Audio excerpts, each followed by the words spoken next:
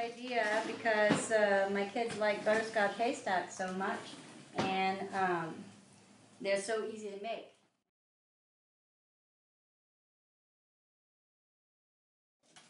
Which is one of the reasons why I like this, because I can have one of my favorite treats in 10 minutes.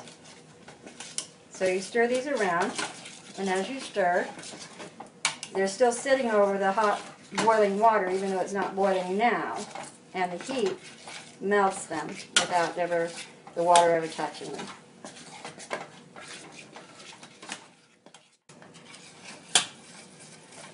And see, it doesn't take very long, and then they're all melted. And once that's all melted, then I take the pan out, and because I'm klutzy with hot water as well as with sharp implements, I wipe the bottom of the pan with a towel.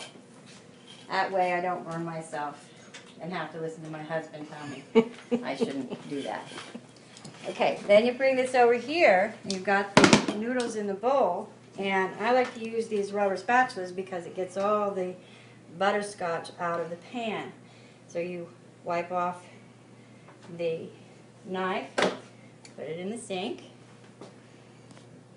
That's a step that most guys skip, you know, the cleanup part. Yeah. Jim, counter. the kitchen always looks like it exploded when my husband cooks, which is a lot. He does cook a lot, but He cleans a little. he cleans a little, yeah. Which is an improvement over when we first met, because at that point he didn't clean at all. So you just pour and scrape the butterscotch out of the pan into the bowl of noodles. Oh, and I put that knife in the sink, didn't I? What you can do instead, depending on if you want to toss it like a salad or stir it like with a spoon, and you just mix them together until all the noodles are coated with the butterscotch candy.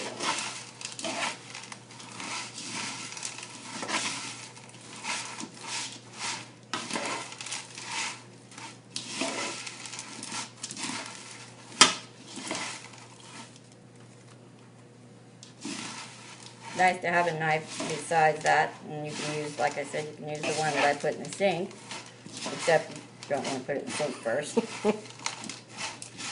I don't know, but I think the kids would probably not like the soapy taste on the candy.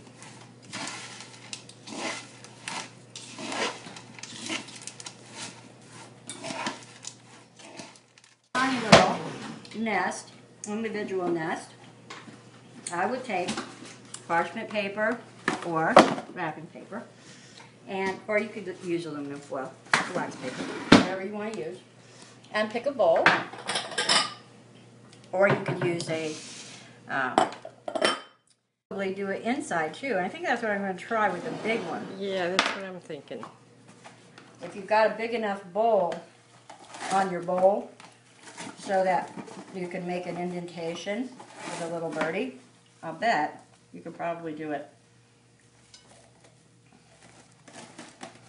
inside the bowl instead of on the outside. You probably couldn't tell this, but this is the first time I'm doing this, so I'm learning as I go along, which is alright. Just seemed like a really good idea, because my kids love these butterscotch, what my mom used to call butterscotch haystacks, and I usually make them at Christmas time and give them to the kids. But for some reason, butterscotch haystacks have been my go-to sweet this year. Another thing about this is that it dries, cools, dries, whatever you want to call it, pretty quickly. So you won't want to walk away from it and come back. You want to get it out there and get it shaped into your nest before it sets up. That looks like a good one. Yeah, it looks like it's going to work out well. Good nest. Bunch of kids, make a big one, and if you're going to have family over for Easter or whatever, you can use it for a centerpiece and then let the kids have it.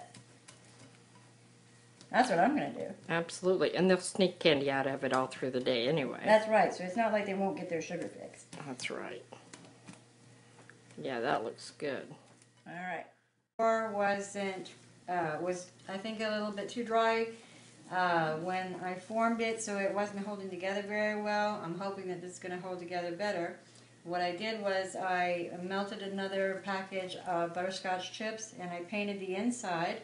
You can kind of see, if you look, that I painted the inside of it, and then with about half of the melted butterscotch chips, and then I took about a half bag of the Chinese noodles and coated them in butterscotch and made this outer rim so that it looks more nest-like. So what I'm going to do now is I'm going to put the several different kinds of candies into the nest. So whatever kinds of candies that you want to have.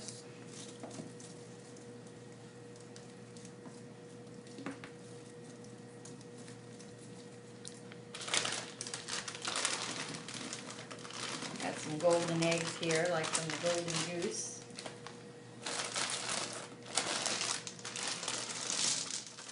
Got some little Whopper eggs and different kinds of eggs and so on. And then we'll have our little chicks.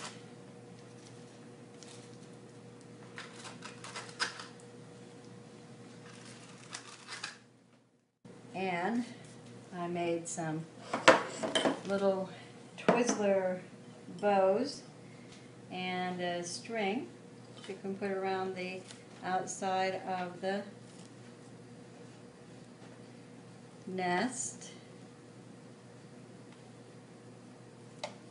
like ribbon. Looks like I need a little bit more of that particular one, but that's alright because I'll add that later. And little bows that you make with these pull-apart Twizzlers.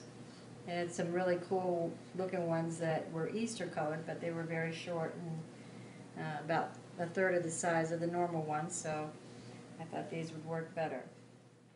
A few little ladybugs.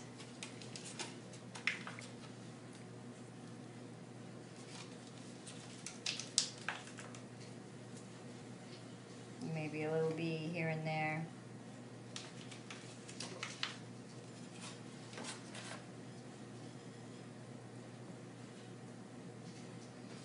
And you've got a nice little centerpiece for your Easter table and a nice little Easter basket for the kids to eat up for dessert.